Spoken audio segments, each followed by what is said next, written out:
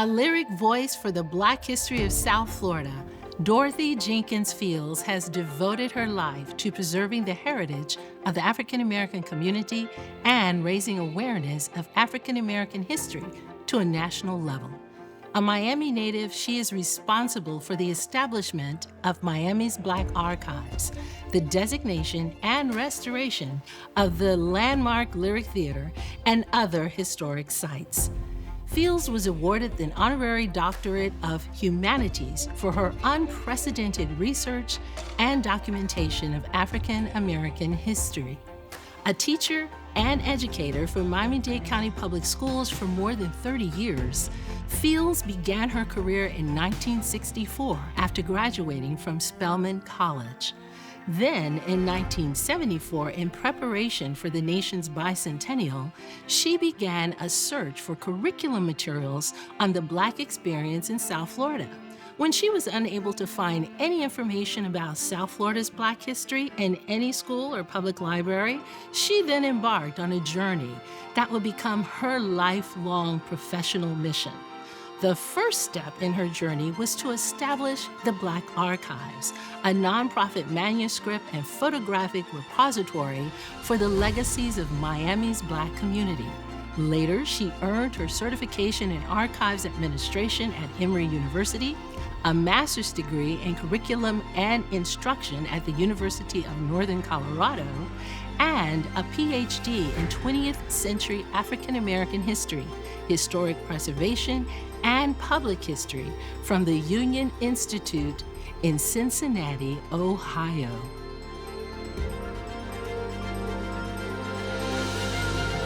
The Black Archives Historic Lyric Theater is the crown of Overtown, and I am so honored to share this space with this legendary leader and matriarch of this movement, the one and only Dr.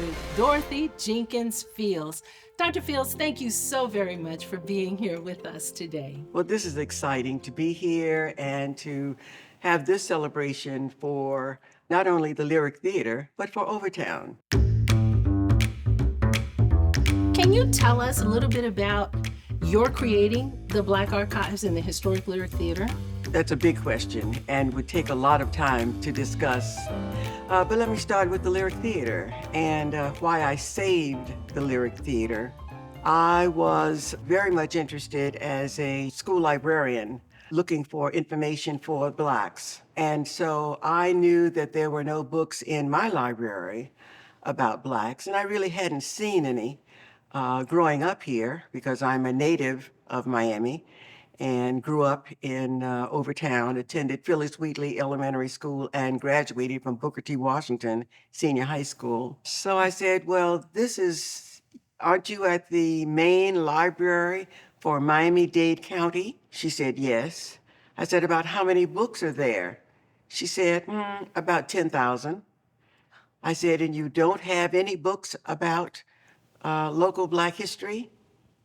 And so the answer she gave, without hesitating, the answer she gave changed my life and the life of the entire community as it relates to Black history. She said, and I quote, I guess those people haven't thought enough of themselves to write their history. Mm. And I was stunned and disappointed and overwhelmed.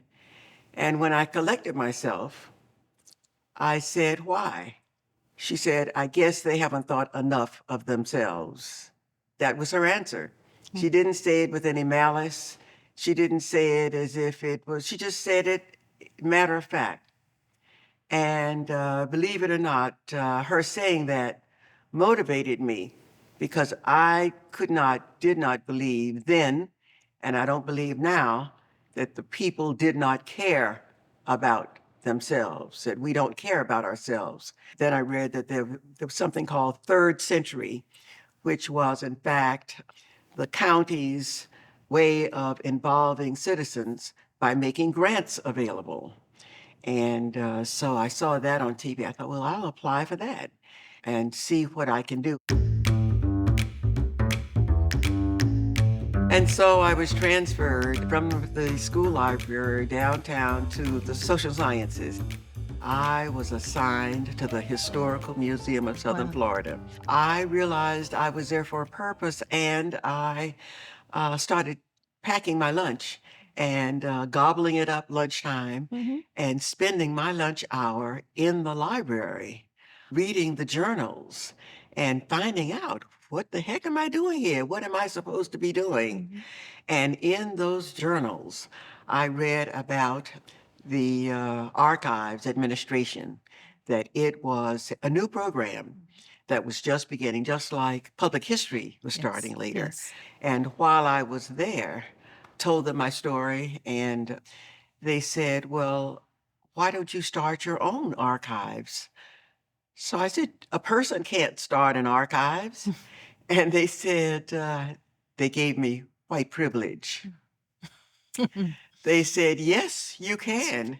A person can start an archives. And so my paper for that course, because whenever you're in a graduate program, you have to write a paper at the Yes. end. My paper was the development of the Black photographic archives. Well, thank you. Thank you for doing that. Thank you for making this your life journey and for bringing us all in the mix. After getting certification in archives administration, coming back and getting one of the things that they told me at Emory was that I needed a board. So I started off with 50 people. And so we learned together. And so eventually I had a board of pioneers and then a board of directors who were the ones who really administered and managed the program. And the Lyric Theater, I didn't know it at the time because it was a church. It had been closed for 40 years. There was no roof. Pigeons were flying in and out. There were homeless people here. They had defecated and some of them were living. It was just where we are now. We were able to get $50,000 to buy it. The city of Miami was very generous.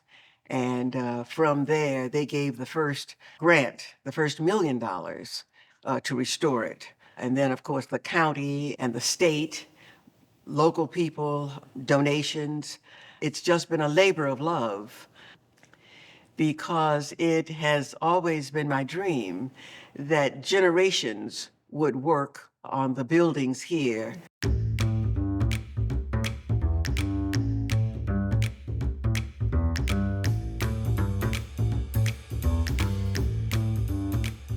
Well, thank you. Thank you so much for taking the time out to share your journey with us. Love you and admire you dearly. Thank you. I thank you for the invitation. And thank you for joining us. And we look forward to seeing you next time.